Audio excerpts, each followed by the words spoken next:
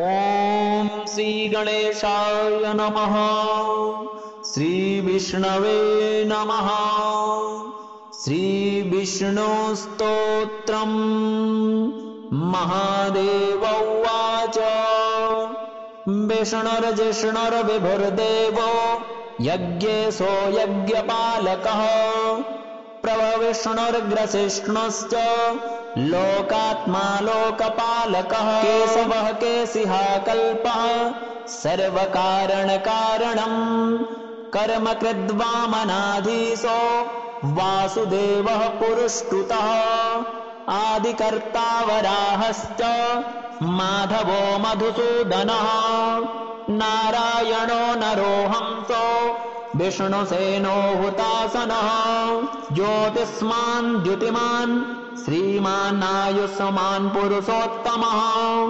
वैकुण्ठः पुण्डरीकाक्षः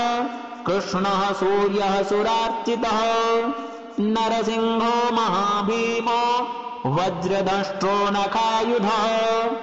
आदिदेवो जगत्कर्ता योगेशो गरुडध्वजः गोविन्दो गोपतिर्गोप्ता भूपतिर्भुवनेश्वरः पद्मनाभो ऋषिकेशो विभुर्दामोदरो हरिः त्रिविक्रमस्त्रिलोकेशो ब्रह्मेशः प्रीतिवर्धनः वामनो दुष्टदमनो गोविन्दो गोपवल्लभः भक्तिप्रियोच्युतः सत्यः सत्यकीर्तिर्ध्रुवः शुचिः कारुण्यः करुणोऽव्यासः पापः शान्तिवर्धनः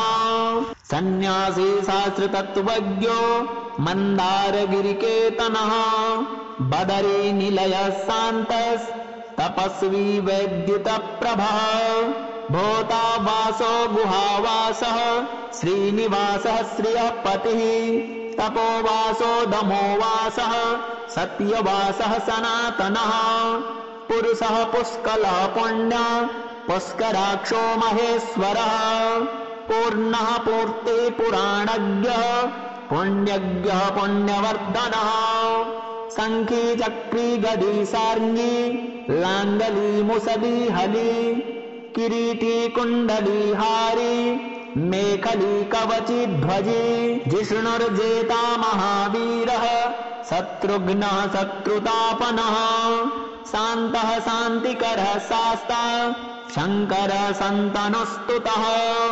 सारथी सात्विकः स्वामी सामवेदप्रियः समः सावनः साहसी सत्वः सम्पूर्णांशः समृद्धिमान् स्वर्गदः कामदः श्रीदः कीर्तिदः कीर्तिनाशनः मोक्षदः पुण्डरीकाक्षः क्षीराब्धिकृतकेतनः स्तुतः सुरासुरैरीश प्रेरकः पापनाशनः त्वं यज्ञस्त्वं वसत्कारस्त्वमोङ्कारस्त्वमग्नयः त्वं स्वाहा त्वं स्वधा देव त्वं सुधा पुरुषोत्तमा नमो देवादिदेवाय विष्णवे शाश्वताय च।